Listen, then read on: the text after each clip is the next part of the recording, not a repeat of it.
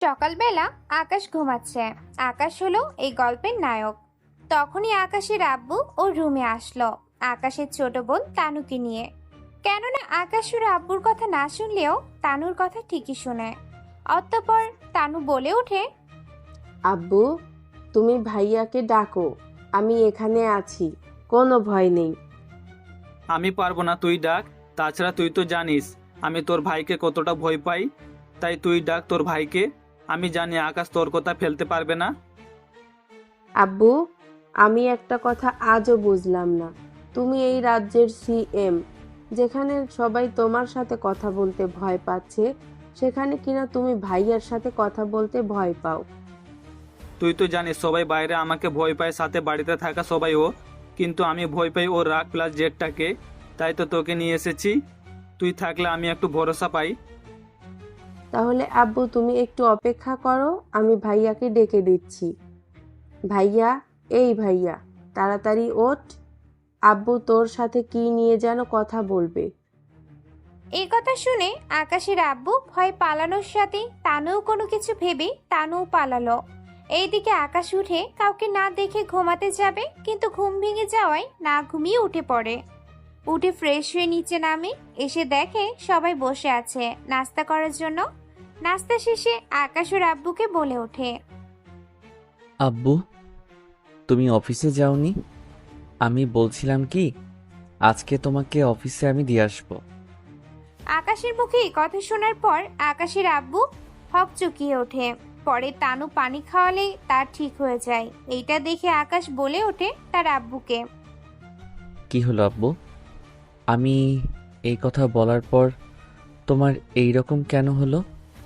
কিছু না, আমি ভাবছিলাম যেখানে তোকে কোনোদিনও নিতে পারিনি সেখানে তুই কিনা নিজে থেকে যেতে চাচ্ছিস, তাই একটু অবাক হলাম। হ্যাঁ, যাব, তবে কেউ আমার পরিচয় যেন না জানে।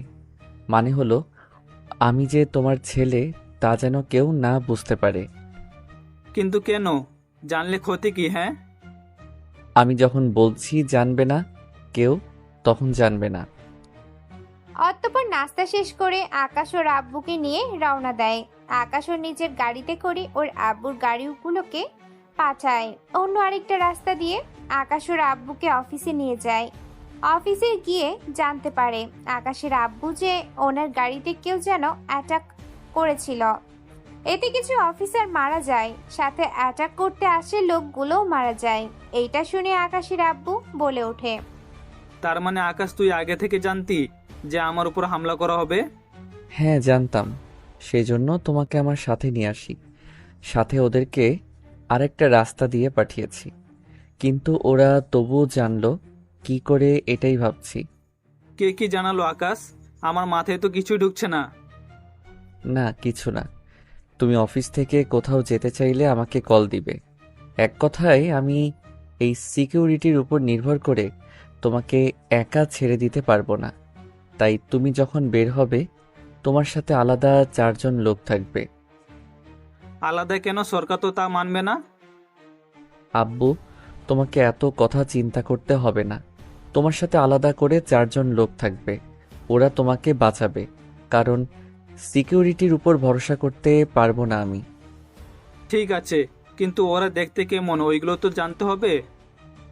আমি ওদের কল করেছি, ওরা এখনই চলে আসবে। তাই তুমি আমার সাথে নিচে চলো, কেননা তুমি না গেলে ওদের কেউ ভিতরে ঢুকতে দিবে না। অতঃপর আকাশ ওর আব্বুকে নিয়ে নিচে নামে। নিচে নেমে ওই লোকগুলোকে ভেতরে ঢুকিয়ে নেয়। ওই লোকগুলো কালো পোশাকে ছিল, তাই আকাশের আব্বু জিজ্ঞেস করে, ওরা এমন পোশাকে থাকবে নাকি আকাশ? হ্যাঁ আব্বু, ওরা এই পোশাকেই থাকবে।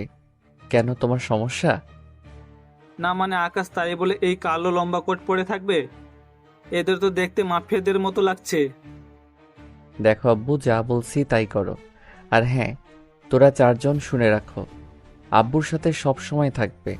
কোনো সমস্যায় পড়লে আমাকে অবশ্যই জানাবে। আব্বু, এখন তাহলে আমি যাচ্ছি, তুমি বরং তোমার কাজ করতে থাকো।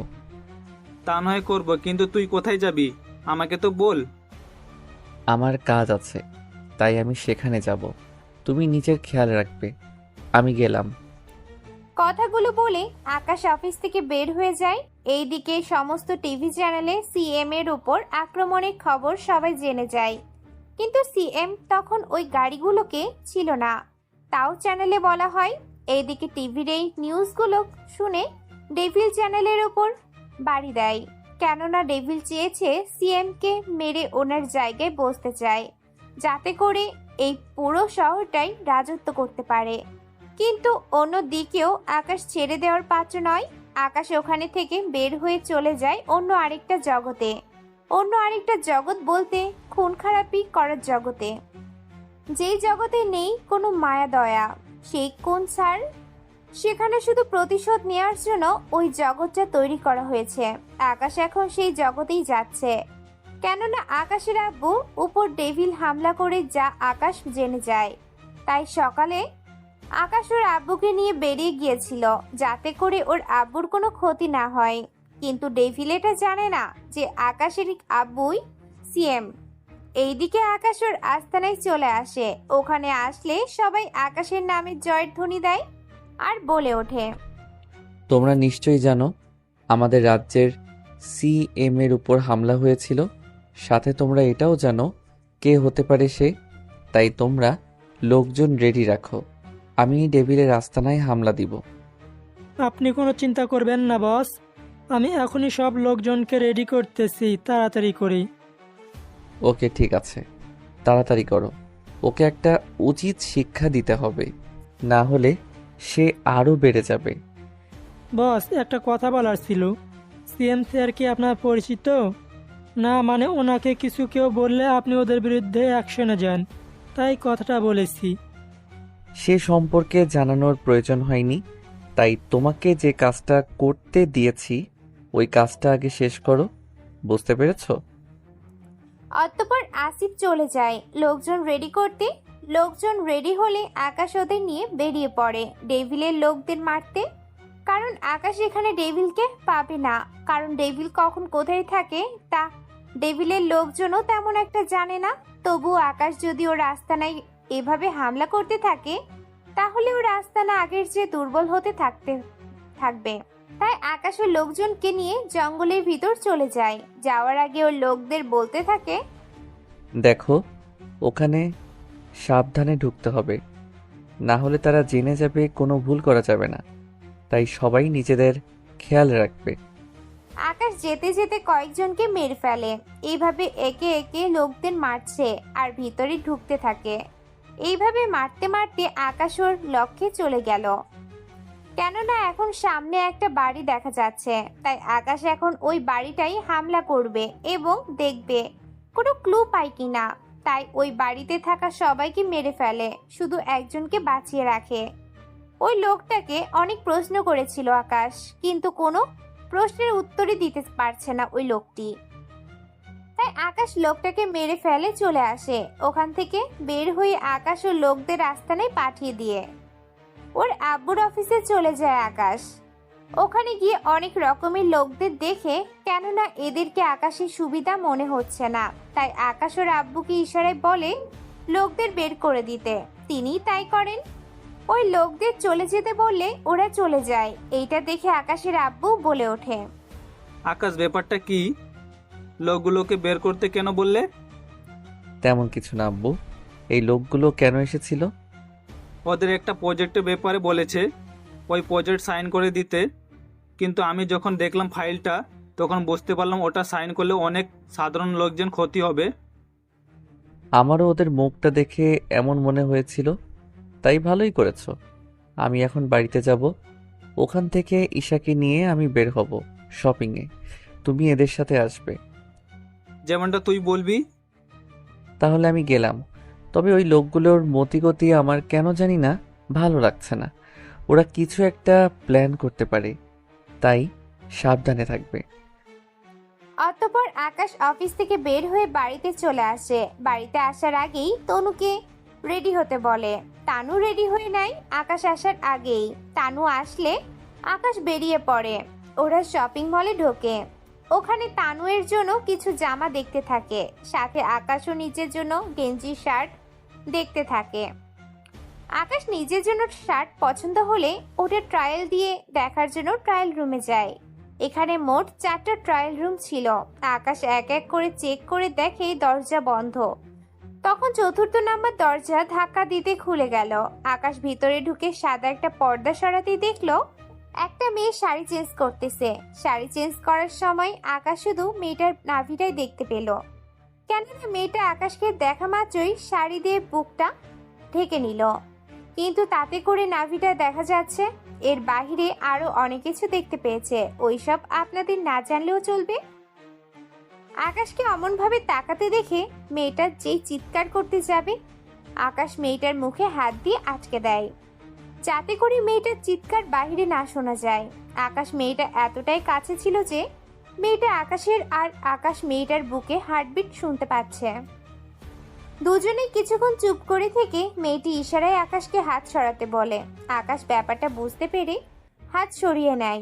মেয়েটি কিছুক্ষণ হাঁপাতে হাঁপাতে বলে, আপনি কি বলুন তো, নক করে তো ঢুকতে পারেন। আপনি দরজা বন্ধ করে দিলেই তো সবকিছু ঠিকঠাক হয়ে গেল। এখন কথা না বাড়িয়ে শাড়ি পরে নিন, আমি বাইরে চলে যাচ্ছি। ঠিক আছে যান, আর হ্যাঁ, বাইরে গিয়ে আমার জন্য অপেক্ষা করেন।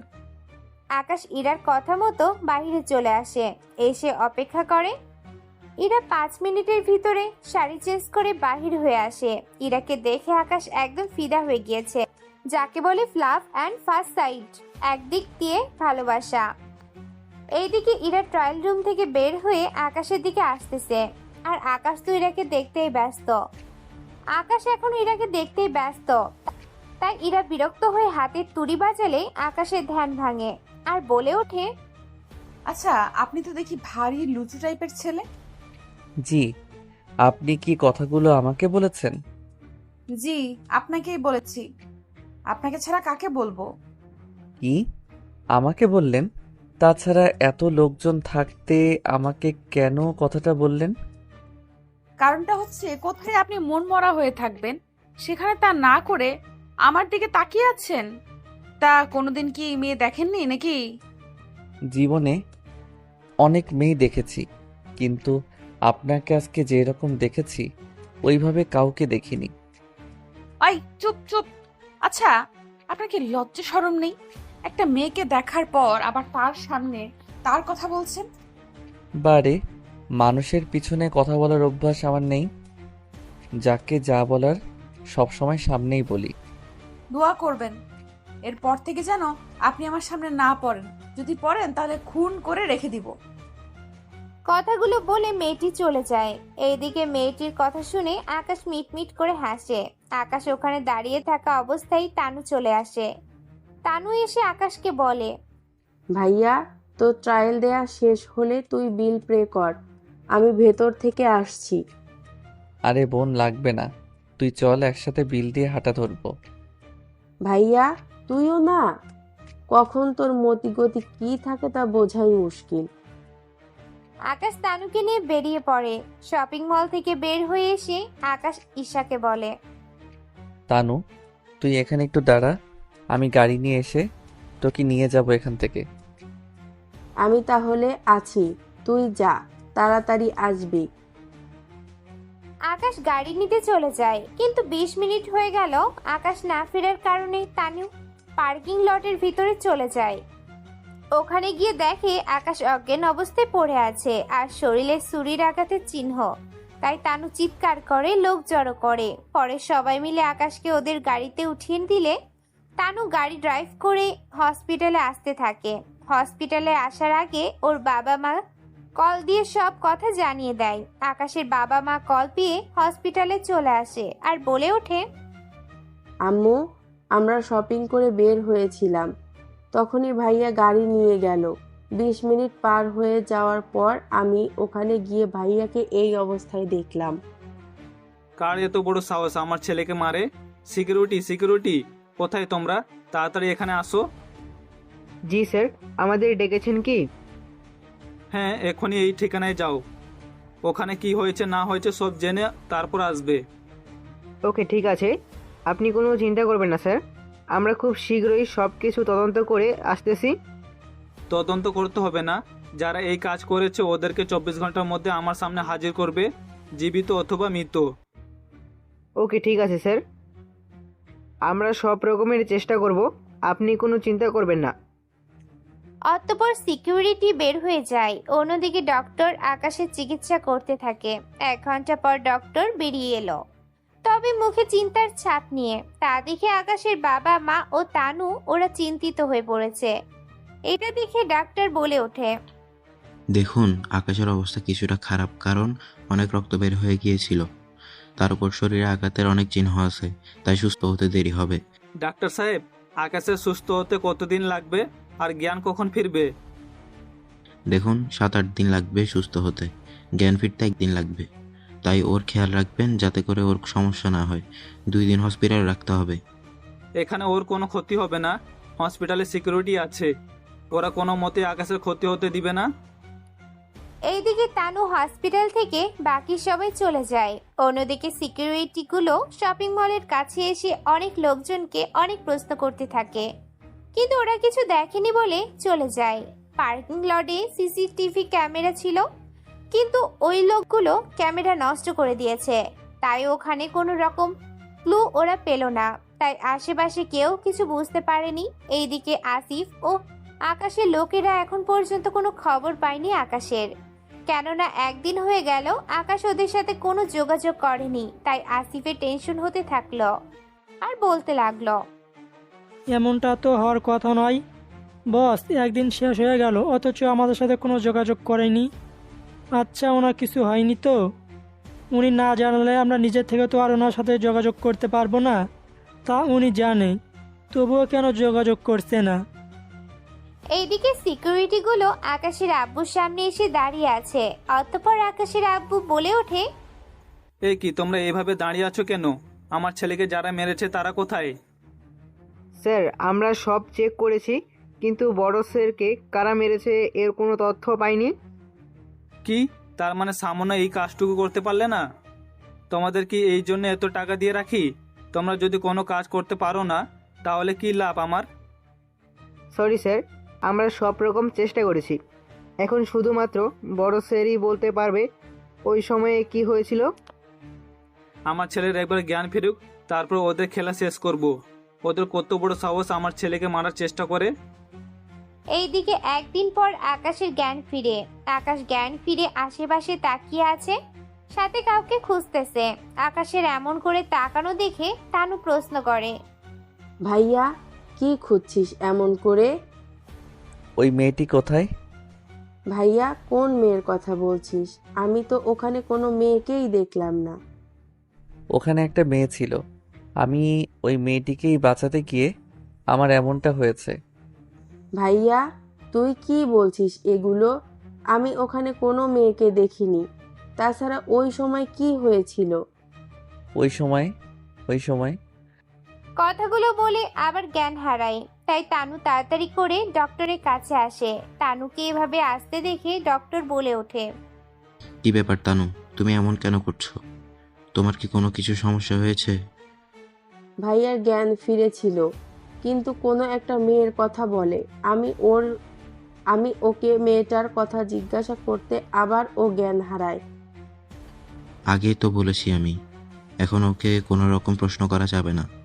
তাছাড়া চিন্তা করো না, কিছুক্ষণ পরে জ্ঞান ফিরে আসবে। তুমি তোমার বাবা মাকে কল দাও, ওনারা আসলে নিয়ে যেতে পারবে। ওকে আঙ্কেল, ঠিক আছে, আমি তাহলে সব কিছুর ব্যবস্থা করতেছি। অতঃপর তানু ওর বাবা মাকে কল দিয়ে আসতে বলে। 20 মিনিট পর ওর বাবা মা দুজনে আসে আর এসেই বলে ওঠে, তানু, আকাশের এখন অবস্থা কেমন? আব্বু, এখন তো ঠিক আছে, কিন্তু ভাইয়া জ্ঞান ফিরে একটা মেয়ের কথা বলছিল। কি মেয়ের কথা? মেয়ের কথা কেন বলবে? আকাশ কি ওই মেয়েকে চিনে নাকি?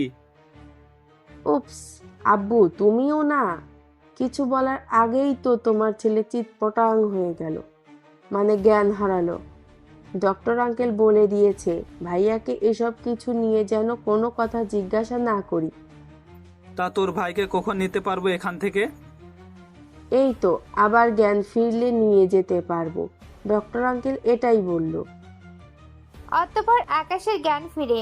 ওর বাবা মা আকাশের সামনে যায়। ওনাদের দেখে আকাশ বলে, আব্বু, তোমরা কি ওই মেয়েটার কোনো খোঁজ খবর পেয়েছো কি? দেখ আকাশ, আমরা ওখানে কোনো মেয়েকে দেখিনি, না তানু কাউকে দেখেছে, তাছাড়া সিসিটিভিতেও আমরা কাউকে দেখিনি। এটা কি করে সম্ভব হতে পারে? মেয়েটা তাহলে গেল কোথায়? আমার মাথায় তো কিছুই আসতেছে না। আকাশ, তুই কি কিছু ভাবছিস? আমাদের বল, তুই কি ভাবছিস? না আব্বু, আমার ফোনটা দাও এবং তার সাথে আমাকে কিছুক্ষণ রেস্ট করতে দাও। এরপর আকাশকে ওর বাবা ফোন দিলে আকাশ ফোন হাতে নিয়ে বিছানার পাশে রেখে ঘুমিয়ে পড়ার ভান করে শুয়ে আছে।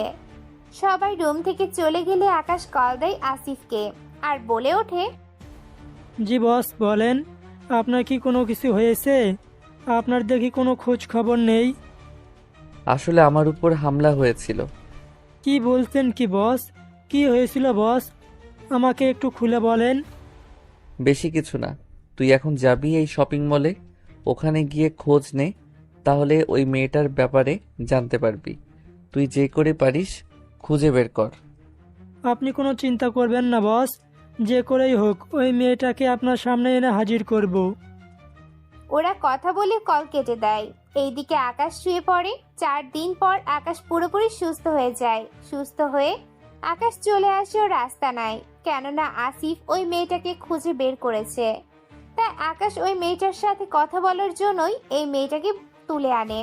সেজন্য আকাশ ওই মেয়েটির সামনে গিয়ে দেখে টাইল রুমের ভিতর থাকা মেয়েটা। সেজন্য আকাশ কিছুটা আশ্চর্য হয়ে যায় আর বলে ওঠে, আসিফ, এই কাকে ধরে নিয়ে এসেছিস তোরা? বস, সঠিক মেয়েই তো ধরে এনেছি। এই মেয়েটাই ছিল ওই দিন পার্কিং এরিয়াতে।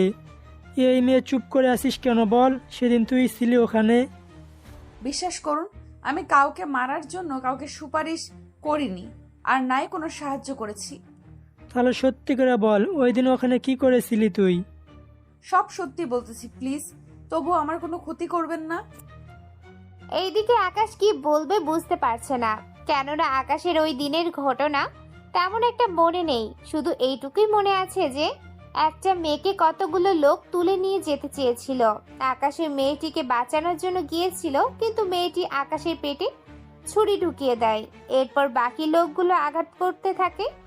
এতে করে আকাশ মেয়েটির চেহারাটা দেখতে পায়নি। সেজন্য আকাশ মেয়েটিকে খুঁজতেছে। কেন এইসব করলো মেয়েটা?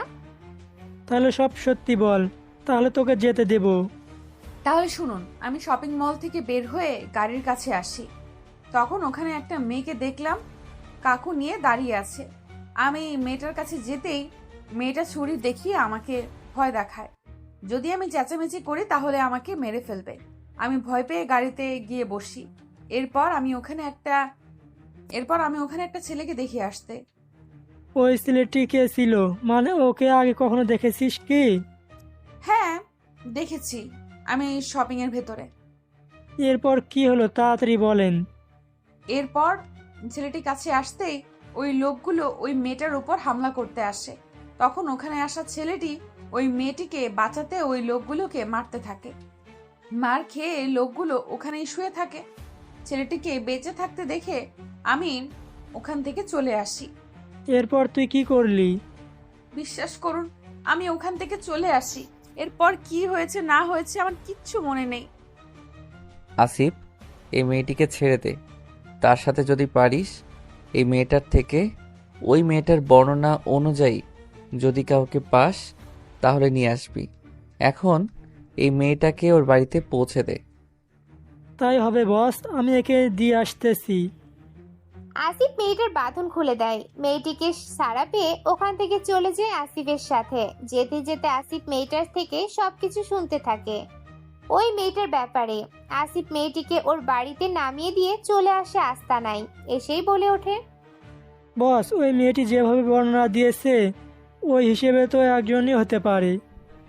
কে হতে পারে আসিফ? এটা তো ডেভিলের লোকের কাজ হতে পারে, কেননা ডেভিলের লোকদের মধ্যে এরকম একটা মেয়ে আছে। ও, এখন বুঝতে পারছি। তাহলে এই ডেভিলই যত নষ্টের মূল। কিন্তু বস, এই ডেভিল তো আপনাকে চেনে না ঠিক মতো, তাহলে আপনার উপর হামলা কেন করবে? ও তোমরা বুঝবে না।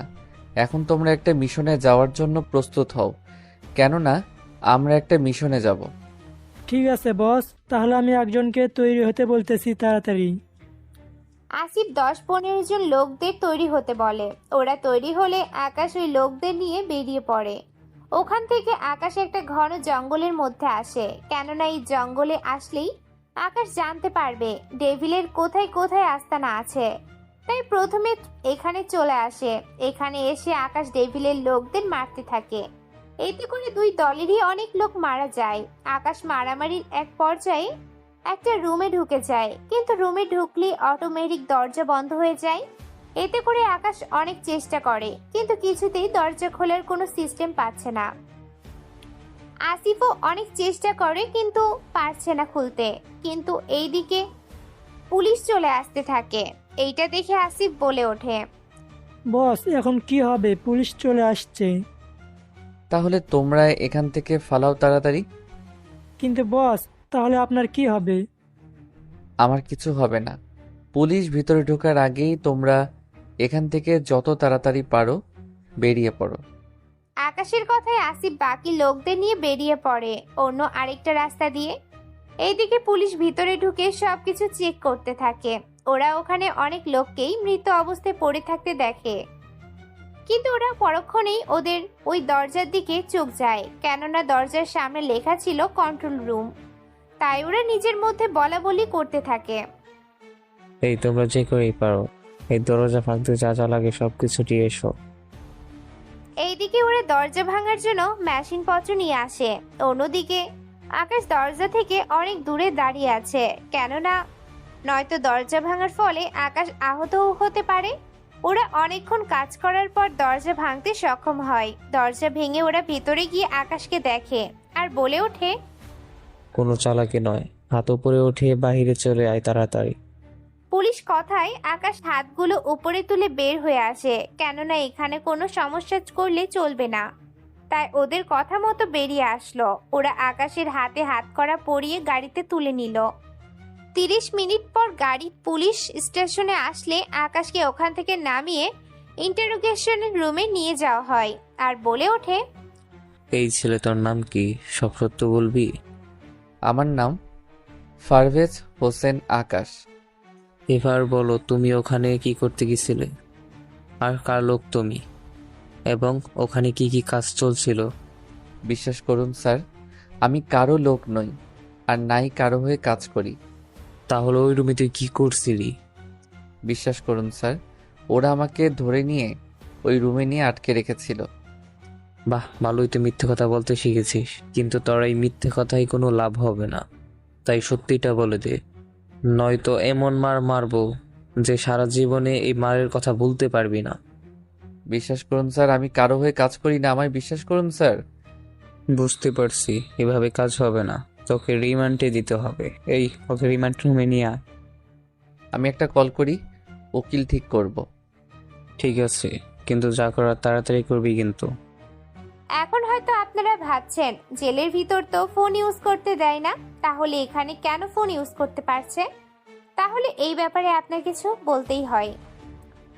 আপনারা যা বাংলাদেশের জেল সম্পর্কে জানেন, কিন্তু অন্য দেশে জেল অন্যরকম। ওখানে আপনার গায়ে হাত তোলার জন্য কোর্ট থেকে পারমিশন লাগে, কিন্তু বাংলাদেশে, ইন্ডিয়া এবং আরও 4-5টা রাষ্ট্র আছে যেগুলোতে পুলিশ ইচ্ছে করলে আসামিদের মারতে পারে, কিন্তু বাকি দেশগুলোকে তা করতে পারে না, কিন্তু কয়েকটা থাপ্পড় এবং বাড়ি দিতেই পারে। সেজন্য আকাশ ওই থাপ্পড় না খাওয়ার জন্যই কল দিতে রাজি হয়ে যায়। চলুন এবার গল্পে আসি। আকাশ কাকে যেন কল দেয়। কল দেওয়ার 20 মিনিটের মধ্যে থানার সামনে কয়েকটা গাড়ি আসে। পুলিশ থানার বাইরে গিয়ে দেখে সিএম গাড়ি, আর ওনার গাড়ির সাথে পুলিশ ও অন্য কমান্ডো তো আছেই। সিএম কে দেখে পুলিশ অফিসার দৌড়ে এসে সালাম দেয় আর বলে ওঠে, আসসালামু আলাইকুম স্যার, আপনি হঠাৎ করে এখানে? কোনো সমস্যা হয়েছে কি স্যার? ওয়ালাইকুম আসসালাম ওয়া রাহমাতুল্লাহি বারকাতু। সব কথা কি এখানেই বলবেন, নাকি আমায় ভিতরে যেতে দিবেন? অফকোর্স স্যার, ভিতরে আসেন। আকাশের আব্বু ভিতরে যায়। পুলিশ অফিসার ওনাকে চেয়ার এনে দেয় বসার জন্য। উনি চেয়ারে বসে। তখন উনি ইন্টারোগেশন রুমে আকাশকে দেখতে পায়, তাই উনি অফিসারকে জিজ্ঞেস করে, ওই ছেলেটার অপরাধ কি? কেন ওকে ধরে নিয়ে এসেছেন? স্যার, আমরা জঙ্গলের ভিতর একটা বাড়িতে রেডি করি। তখন ওই বাড়িতে যারা ছিল তাদের মধ্যে সবাই মারা গিয়েছে ওখানে। ওনাকে আমরা একটা রুমে পাই ওখানে। পরে আমরা ওই রুমটা যন্ত্রপাতি দিয়ে ভেঙে এই লোকটাকে পাই। তাই আমরা ওকে নিয়ে এসেছি যাতে করে ওর কাছ থেকে কোনো তথ্য আমরা পেতে পারি। ওকে ছেড়ে দাও। কিন্তু স্যার, কেন? কারণটা তোমার না জানলেও চলবে। এর আগেও ওর উপর হামলা করা হয়েছিল, অনেক কষ্ট করে ওকে বাঁচাই। যখন আবার সুস্থ হয়েছে তখন ওই লোকগুলো ওকে হয়তো আবারও তুলে নিয়ে গেছিল। যদি এমনটা হয় তাহলে আমি ওকে ছেড়ে দিচ্ছি, কিন্তু উনি আমাদের একবারও বলেনি যে আপনি ওর পরিচিত হন। ও এমনই, কোথাও পাওয়ার দেখাতে চায় না। ঠিক আছে স্যার, আমি অক্ষুনি ছেড়ে দিচ্ছি। আকাশকে ছেড়ে দেওয়া হলো। আকাশ ওর আব্বুর সাথে বাড়ির থেকে আসতে থাকে, কিন্তু পথে আকাশকে ওর আব্বু একের পর এক প্রশ্ন করেই যাচ্ছে, কিন্তু আকাশ কোনো প্রশ্নের উত্তরই দিচ্ছে না। বাড়িতে আসার পর আকাশ ভাবতে থাকে কিভাবে কি করতে হবে। সে সব ভাবা শেষ হয়ে গেল আকাশের। তার সাথে আসিফকে কল দিয়ে জানে যে আকাশ এখন ঠিক আছে, কেননা ওদেরকে যদি না জানানো হয় ব্যাপারটা, তাহলে ওরা টেনশন করতে পারে। পরের দিন সকালে তানু আকাশের রুমে এসে হাজির হয় আর বলে ওঠে, ভাইয়া, তোকে একটা কথা বলার ছিল। কি কথা বল। তাছাড়া তোর মুখটা এভাবে শুকনো দেখাচ্ছে কেন? আসলে হয়েছে কি, আমাকে কয়েকদিন ধরে কয়েকটা ছেলে রাস্তায় বিরক্ত করে যাচ্ছে। কি? কয়েকদিন ধরে বিরক্ত করছে আর তুই এখন বলতেছিস আমাকে? আমি ওদের অনেক রকম ভয় ও দেখিয়েছি, কিন্তু এতেও কোনো রকম কাজ হলো না, তাই এখন তোকে জানালাম। আচ্ছা, তুই নিচে যা, আমি ফ্রেশ হয়ে আসতেছি। তানু নিচে গিয়ে ওর আব্বুর সাথে কথা বলতে থাকে। এর মাঝে আকাশ তৈরি হয়ে নেয়। ওরা নাস্তা করে বেরিয়ে পড়তে যাবে, তখন তানু বলে ওঠে, এটা কি পরেছিস? একটু সুন্দর করে সেজে আয়। আমি তো ওখানে। ভাইয়া। আচ্ছা বোন, যাচ্ছি।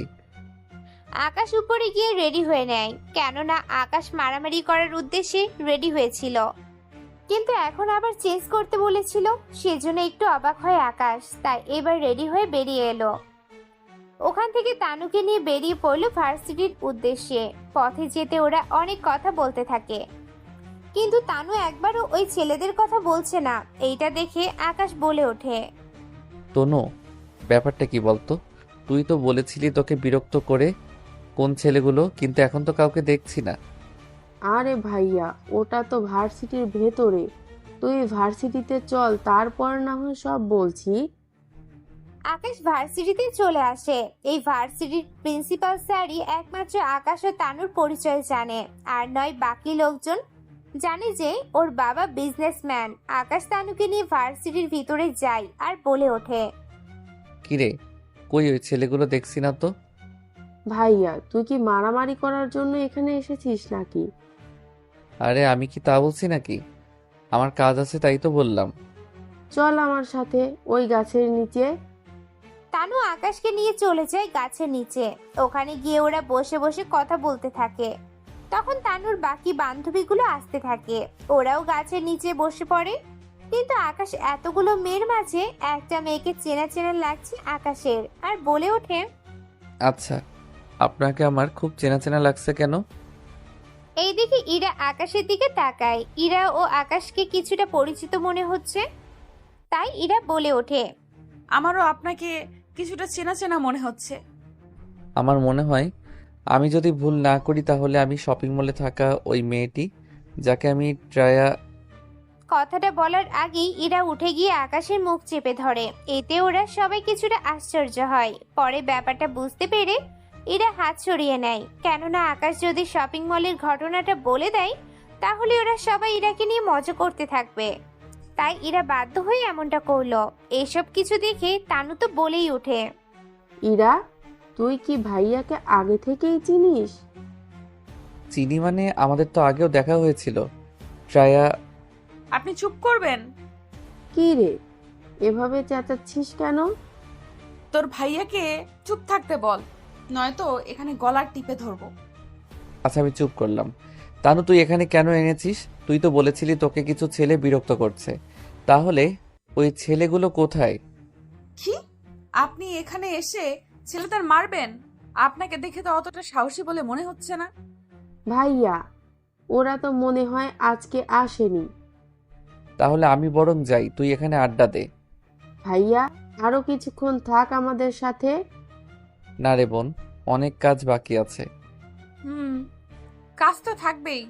আপনি নিজে তো কাজ করতে পারেন না, এখন গিয়ে হয়তো বাবার বিজনেস দেখবেন, তাই তো? এই আপনাকে কেন বলতে যাব আমি? বাহ, বললে কি আমি আপনার সাথে যাব নাকি? আপনাকে কে নিচ্ছে আমার সাথে? তানু, আমি যাচ্ছি, তুই থাক। আকাশ ওখান থেকে কিছুটা দূর চলে আসে গাড়ি করে। কিছু দূর আসার পর তানু কল দেয়, তাই আকাশ কল রিসিভ করে বলে ওঠে, হ্যালো হ্যালো তানু, কথা বল তানু।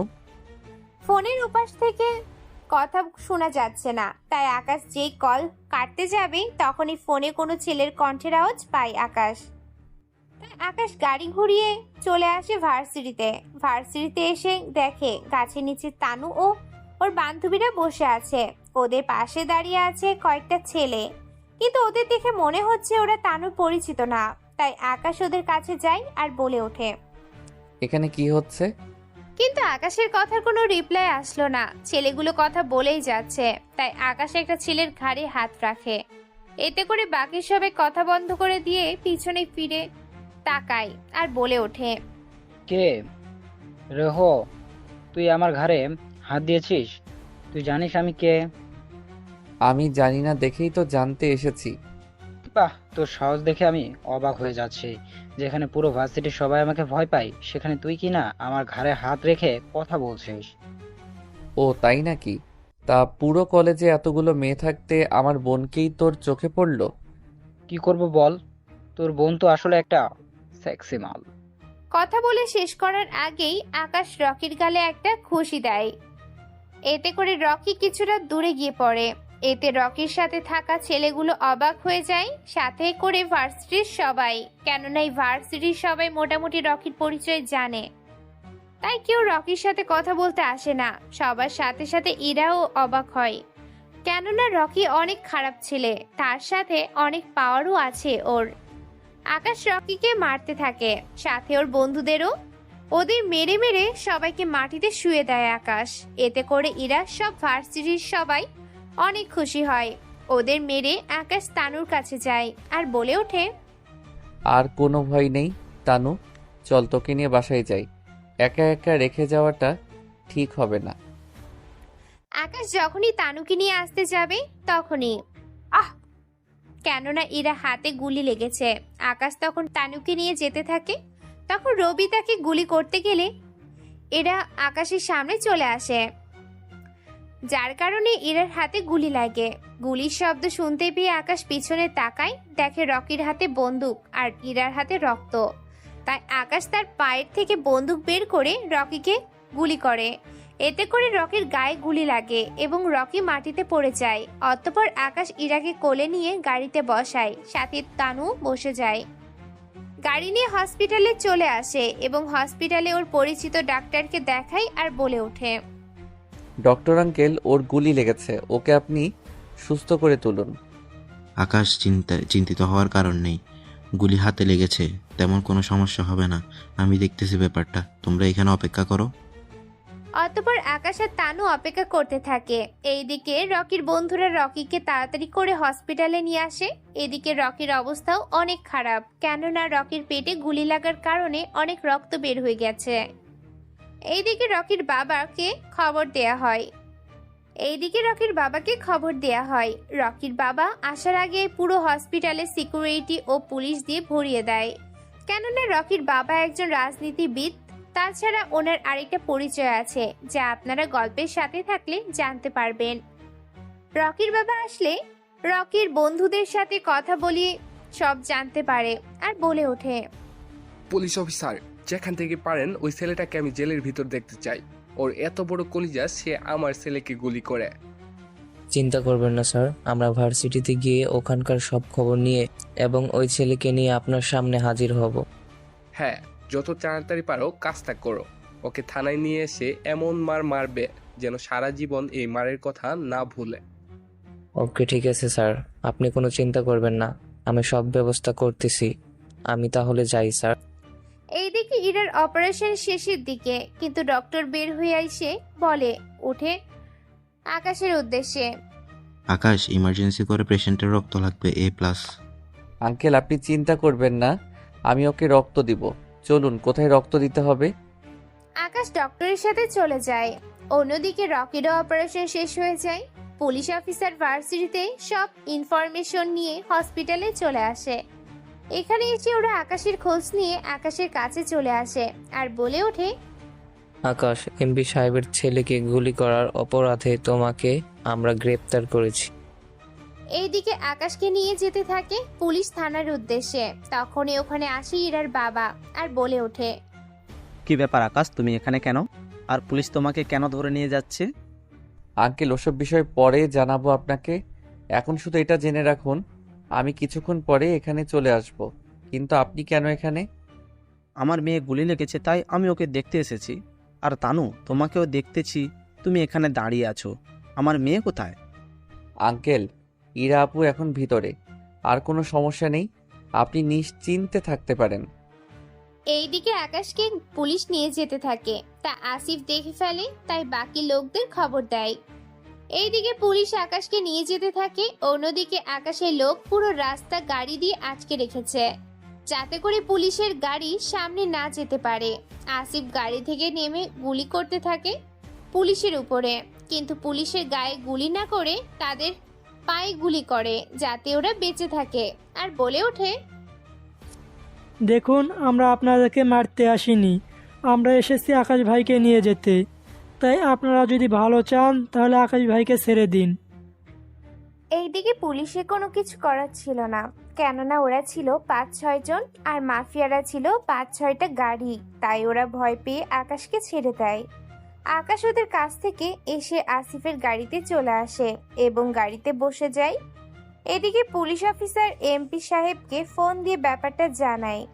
এমপি সাহেব কল দিয়ে ওনার কিছু লোক আকাশকে পিছনে লাগিয়ে দেয়। কিছু মিনিটের মধ্যে ওরা আকাশের গাড়িকে ফলো করতে থাকে, কয়েকটা গাড়ি মিলে, কেননা আকাশের গাড়িতে আসিফ ও আকাশ যাচ্ছে। বাকি গাড়িগুলো আস্তানায় চলে যায়। এই সুযোগে ওরা আকাশকে একা পেয়ে যায়। ওরা আকাশের সাথে গাড়ি ধাক্কা দিতে দিতে জঙ্গলে চলে আসে।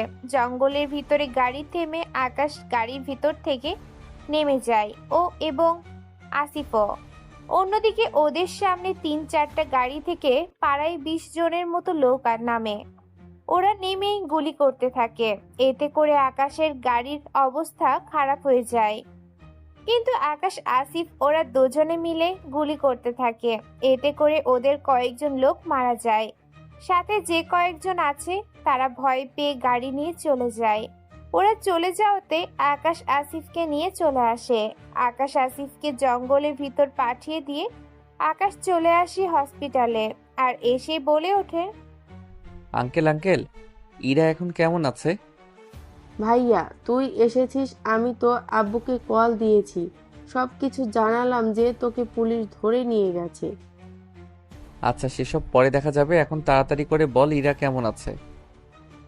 ভাইয়া, এখন ইরা আপু অনেক ভালো আছে, কিন্তু জ্ঞান এখনো ফেরেনি। কিন্তু তোর এই অবস্থা কেন? পরে সব বলবো। আঙ্কেল, আপনি একটা কাজ করুন, ইরাকে বাড়িতে নিয়ে যান, কেননা এখানে থাকাটা ঠিক হবে না। অতঃপর ইরার আব্বু ইরাকে নিয়ে বাড়িতে চলে যায়। অন্যদিকে আকাশ আর তানুকে নিয়ে বাড়িতে চলে আসে। এইদিকে রকির বাবা আকাশের ছাড়া পাওয়াটা মেনে নিতে পারেনি, তাই উনি ওনার আরেকটা রূপে চলে যায়। সেই রূপটা অনেক ভয়ানক। আকাশ বাড়িতে এসে নিজের রুমে চলে যায়। তানুও এর মধ্যে রুমে ফ্রেশ হয়ে আকাশের কাছে চলে আসে আর এসেই বলে ওঠে, ভাইয়া, একটা আমাকে কথা বল, তুই কি এটা আর আব্বুকে চিনিস? হ্যাঁ চিনি তো, উনি আমাদের কোম্পানি থেকে অনেক রকম পণ্য কিনে। ও আচ্ছা, এই ব্যাপার। এখন তাহলে আমি যাই, ইরাকে গিয়ে একটু দেখে আসি। তুই কি যাবি? না তানু, আমি যাব না, তুই বরং দেখে আয়। অতঃপর তানু চলে যায় ইরাদের বাড়িতে। ওখানে গিয়ে ইরার সাথে দেখা হয়, কেননা এতক্ষণে ইরার জ্ঞান ফিরে এসেছে। তাই তানু ইরার সাথে অনেকক্ষণ কথা বলতে থাকে। হঠাৎ করে ইরা বলে ওঠে, আচ্ছা তানু, তোর ভাইয়া আসেনি? ভাইয়া এসে কি করবে, তাই আমি নিজেই ওকে নিয়ে আসিনি। আচ্ছা ভালো থাকিস। এখন আমাকে একটা কথা বল, আমি এখানে কি করে আসলাম? আচ্ছা ঠিক আছে, আমি তোকে সবটা বলতেছি তোর গুলি লাগার পর। অতঃপর তানু ইরাকে সবগুলো ঘটনা খুলে বলতে থাকে। আমি আর ঘটনা বললাম না, কারণ আপনারা তো সব জানেনই, তাই আবার বলে সময় নষ্ট করতে চাই না। এইদিকে তানু ইরার বাসা থেকে বের হয়ে আসে। এইদিকে রাত হয়ে যায়, কিন্তু তানু বাড়িতে আসেনি। তাই আকাশ ইরার আব্বুকে কল দেয়, কিন্তু উনি জানায় যে তানু দুপুরের পরে বের হয়ে গিয়েছিল। তানু কি এখনো বাড়িতে ফিরেনি? না আঙ্কেল, তানু তো এখনই বাড়িতে ফিরেনি, তাই আপনাকে কল দিলাম। সে কি তাহলে কোথায় গেল? ওর নাম্বারে কল দিয়েছো কি তুমি? জি আঙ্কেল, কিন্তু নাম্বার বন্ধ দেখাচ্ছে। তবে আপনি চিন্তা করবেন না, আমি ঠিকই ওকে খুঁজে বের করে নিব। তাই আকাশ ইরার বাড়ির কাছে আসে এবং সমস্ত সিসিটিভি ক্যামেরা চেক করতে থাকে তানু কোন রাস্তা দিয়ে কোথায় গিয়েছিল। অতঃপর আকাশ দেখে তানু ইরাদের বাড়ি থেকে বের হয়ে হাইওয়ে রোডে চলে গিয়েছিল। তখন আকাশ মনে মনে বলতে থাকে, রোডে আসলে তো ওখান থেকে কেউ কিছু করতে পারবে না, কিন্তু হাইওয়ে রোডের শেষের দিকে তো। তাই এই আকাশ দেরি না করে হাইওয়ে রোডের শেষের দিকে চলে আসে, কেননা একটু সামনে এখান থেকে দুটো রাস্তা আছে। একটা আকাশদের বাড়ির দিকে আর একটা জঙ্গলের ভিতরে যায়। তাই আকাশ জঙ্গলের ভিতরে যেতে থাকে। ওখানে যেতে যেতে আকাশ অনেক কিছু খেয়াল করে। ওখানে তখনই আকাশের চোখে পড়ে একটা গাড়ির দিকে, কেননা গাড়িটা পুরোপুরি পুড়িয়ে গিয়েছে। কোনো কিছু বোঝা যাচ্ছে না এটা কার গাড়ি। অনেক কষ্টের পর আকাশ বুঝতে পারে এটা তানুর গাড়ি। আকাশ ভয় পেয়ে গাড়ির ড্রাইভিং সিটে গিয়ে দেখে কেউ আছে কিনা, কিন্তু সব চেক করেও কাউকে পেল না। এদিকে রাতের অন্ধকার থাকায় আশেপাশে খুঁজেও কাউকে দেখা যাচ্ছে না। সেজন্য আকাশ গাড়ি থেকে লাইন নিয়ে আশেপাশে খুঁজতে থাকে। তখন আকাশ জঙ্গলের ভিতর একটা বাড়ি দেখতে পায়, তাও বাড়িটা অনেক ছোট। সেজন্য আকাশ বন্দুক বের করে ধীরে ধীরে এগিয়ে যায়। ওখানে গিয়ে আকাশ দরজা খুলতেই তানুকে দেখতে পায়, কিন্তু তানুর তখন জ্ঞান ছিল না। অতঃপর আকাশ তানুর মুখের উপরে পানি ছিটিয়ে জ্ঞান ফিরায় আর বলে ওঠে, ছোট বোন আমার, তুই ঠিক আছিস তো? তোর কোনো কিছু হয়নি তো? ভাইয়া তুই আমাকে এখান থেকে নিয়ে চল, না হলে ওরা আমাকে মেরে ফেলবে। বোন আমার, কাঁদিস না। দেখ, তোর ভাই চলে এসেছে। এখন এখান থেকে চল, কেউ আসার আগে। অতঃপর আকাশ তানুকে নিয়ে আসতে গেলে তানু হাঁটতে পারতেছে না শরীর দুর্বলের কারণে। তাই তানুকে কোলে নিয়ে পাহাড়ের রাস্তা দিয়ে উপরে আসে। তখন আকাশ বলে ওঠে, তানু, তুই কি গাড়ি চালিয়ে যেতে পারবি বাড়িতে? পারবো ভাইয়া, কিন্তু তুই এখানে কি করবি? আমি এখান থেকে দেখব তোকে কারা নিয়ে এসেছিল। তোকে একা যেতে দেওয়া যাবে না।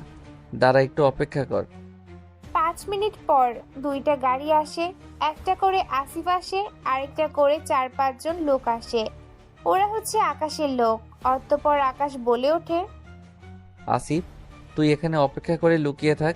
ওই ঘরটার উপরে নজর রাখ, কে আসে ওখানে। এই বলে আকাশ তানুকে নিয়ে বেরিয়ে পড়ে। ওরা বাড়িতে এসে তানুকে নিয়ে ওর রুমে পাঠিয়ে দেয় আকাশ। আকাশ ওর মাকে বলে তানুর দেখাশোনা করার জন্য এবং ওকে খাইয়ে দেওয়ার জন্য। অতঃপর আকাশ বের হয়ে চলে যায় জঙ্গলে। ওখানে এসে আসিফের কাছে জানতে পারে এখন পর্যন্ত কেউ আসেনি এখানে। তাই আকাশ ওখানে থাকে এবং বাকিদের পাঠিয়ে দেয়। আকাশ ওই বাড়িটার উপর একাই নজর দিতে থাকে। কিছুক্ষণ পর ওই বাড়িতে কতগুলো লোক আসে। ওরা ওখানে তানুকে না দেখতে পেয়ে ওরা বুঝে গিয়েছে যে ওকে কেউ নিয়ে গেছে। তাই আকাশ ওখানে থাকা সবাইকে মেরে ফেলে এবং মারার পর ওদের কাছে আসে। তখন ওদের ফোনটা বেজে ওঠে, সেজন্য আকাশ ফোনটা হাতে নেয়। নম্বরটা আকাশের চেনা চেনা লাগতেছে, কেননা এই নম্বরটা ডেভিলের। অতঃপর ওখান থেকে আকাশ চলে আসে। এদিকে হসপিটালে রকির জ্ঞান ফিরে আসে। এটা দেখে তার বাবা বলে ওঠে, বাবা, তোর এই হাল কি করে হলো? আব্বু, একটা ছেলে অতঃপর রকি ওর বাবাকে সবটা বলতে থাকে। এদিকে পুলিশ রকির বাবাকে কল দিয়ে জানায় আকাশ পুলিশের হাত থেকে পালিয়ে যায়। তাই পুরো শহরে আকাশকে ধরার জন্য পুলিশ লাগিয়ে দেয়। কয়েক ঘন্টা পর পুলিশ আকাশকে ধরে নেয়। আকাশ কখনো ভাবেনি পুলিশ ওদেরকে নজরদারি করবে। পুলিশ আকাশকে নিয়ে এসে লকআপের ভিতরে ঢুকিয়ে রাখে এবং সাথে করে এমপি সাহেবকে কল দেয় আর বলে ওঠে, স্যার, আপনি যেমনটা বলেছিলেন তুলে নিয়ে এসেছি ওই ছেলেকে। সাব্বাস, ওকে বেঁধে রাখ, আমি এসে ওর ব্যবস্থা করব। ওকে, ঠিক আছে স্যার। এদিকে হয়তো আপনারা ভাবছেন আকাশকে কিভাবে পুলিশ ধরলো, তাহলে শুনুন। আকাশ সকালবেলা ইরাকে দেখার জন্য ওদের বাড়িতে যায়। ওখানে ইরার আব্বুর সাথে দেখা হয়। অতঃপর আকাশ বলে ওঠে, আসসালামু আলাইকুম, কেমন আছেন আঙ্কেল আপনি? ওয়ালাইকুম সালাম। ওয়া রহমতুল্লাহ। আলহামদুলিল্লাহ, এই তো ভালো আছি, তবে মেয়েকে নিয়ে অনেক চিন্তিত। আপনি কোনো চিন্তা করবেন না আঙ্কেল, দেখবেন সব ঠিক হয়ে যাবে। তাহলে তো ভালোই হয়। তুমি নিশ্চয়ই ইরাকে দেখতে এসেছো? হ্যাঁ আঙ্কেল, আপনি ঠিক বলেছেন, আমি ইরাকে দেখতে আসছি। ইরা তো উপরে আছে, তুমি গিয়ে ওর সাথে দেখা করে কথা বলো। আচ্ছা ঠিক আছে আঙ্কেল। অতঃপর আকাশ উপরের দিকে চলে আসে। এসে ইরার রুম খুঁজতে থাকে। কয়েকটা রুম দেখার পর আকাশ রুমটা খুঁজে পায়। রুমটা যেই খুলতে যাবে আবারও একই কার্ড। ইরা একা একা জামা পরতে থাকে। তখনই আকাশ দেখে ফেলে। তবে ইরা এবার চেঁচায়নি। আকাশ দরজা বন্ধ করতে যাবে, তখনই ইরা বলে ওঠে, এই যে পালাতে হবে না আপনাকে, ভেতরে আসেন। কি বলছেন কি? আপনি আগে জামা পরে নিন, তারপর না হয়। আরে সমস্যা নেই, আপনি আসুন তো। অতঃপর আকাশ অনেকটা ভয়ে ভয়ে রুমের ভিতরে ঢুকলো, সাথে চোখ বন্ধ করে নিল। এইটা চোখে ইরার কিছুটা মুচকে হাসতেছে। অতঃপর সে বলে ওঠে, কি ব্যাপার, চোখ বন্ধ করে কেন রেখেছেন? না মানে আসলে আপনার জামা ঠিক নেই সেজন্য। বাহ, ওই দিন তো সব দেখে নিয়েছেন, তাছাড়া নতুন করে আর দেখার কিছু নেই। তাই চোখ মেলে আমাকে জামা পরতে সাহায্য করেন। কি বলছেন কি? আপনার মাথা ঠিক আছে তো? আমি পরাবো জামা আপনাকে। বারে, আপনি পরলে অসুবিধাটা কোথায়? আপনি একটা মেয়ে আর আমি একটা ছেলে, এইভাবে। কিচ্ছু হবে না, তার আগে দরজা বন্ধ করে নিন। অতঃপর আকাশ দরজা বন্ধ করে ইরার কাছে আসে এবং ইরাকে জামা পরাতে সাহায্য করে। আকাশ জামা পরার সময় হাত কাঁপছিল, তা দেখে ইরার হাসি পাচ্ছে। অতঃপর ইরা বলে ওঠে, কি ব্যাপার, আপনার হাত এভাবে কাঁপছে কেন? না মানে মানে আসলে। কোন যে ভাষা বলছেন কিছুই তো বুঝতে পারছি না। আসলে কোনো মেয়ের গায়ে কখনো জামা পরা তো দূরের কথা, কখনো হাত দেইনি। সমস্যা নেই, কারো গায়ে না দিলে আমার গায়ে দেবেন। আপনার গায়ে কেন দিব বললেন তো? আপনাকে এসব জানতে হবে না। আমাকে দেখা হয়ে গেলে আসতে পারেন। আর হ্যাঁ, যাওয়ার আগে নাম্বারটা দিয়ে যান।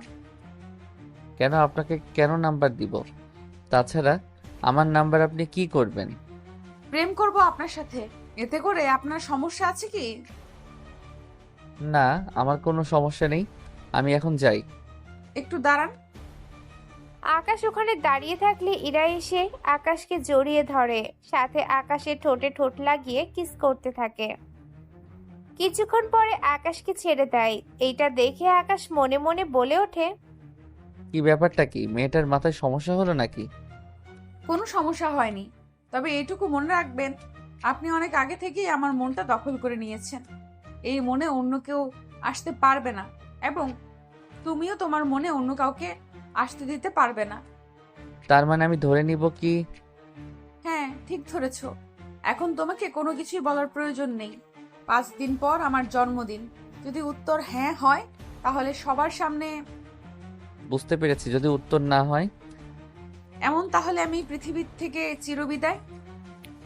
আরো কিছু বলার আগেই আকাশ হাত দিয়ে থামিয়ে দেয়। ইরার রুম থেকে বের হয়ে গাড়িতে ওঠে এবং গাড়িতে চালাতে থাকে। তখন কিছু দূর যাওয়ার পর পুলিশ চেকপোস্টের পর আকাশকে গ্রেফতার করে। এরই ভিতর পুলিশ স্টেশনে এমপি সাহেব চলে আসে এবং বলে ওঠে, অফিসার, কোন ছেলে আমার রকিকে মেরেছে দেখান তো। এই তো স্যার, আপনার সামনে এই ছেলেটা। তাই এই ছেলেটাকে মারতে থাক, যতক্ষণ পর্যন্ত বেঁচে থাকবে ততক্ষণ পর্যন্ত মারবি। কিন্তু স্যার, এটা রিস্ক কাজ হয়ে যাবে। তাহলে আমি এখানে আছি কোন কারণে? তাহলে কোনো চিন্তা করবেন না স্যার, আপনার চোখের সামনে আমি ওকে মারবো। অতঃপর পুলিশ জেলার ভিতর আকাশের কাছে আসে।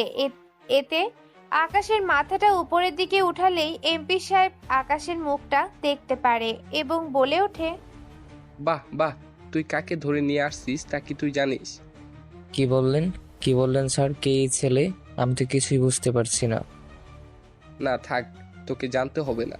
তুই ওকে এমন মারবি যেন ও সারা জীবন মনে রাখে, সাথে করে ওকে অনেকগুলো কেসে ফাঁসিয়ে দিবি। তার চেয়ে গুরুত্বপূর্ণ কথা হলো, ওকে ছাড়ানোর জন্য অনেক লোক আসতে পারে, তাই তাড়াতাড়ি করবি। কিন্তু পারবেন না স্যার, আপনি শুধু আমার দিকটা একটু তাকাবেন, বাকিটা আমার উপর ছেড়ে দিন। তাড়াতাড়ি করে ওকে মেরে কোথাও ফেলে আসবি, যাতে করে ওর পরিচয় তা কেউ না জানে।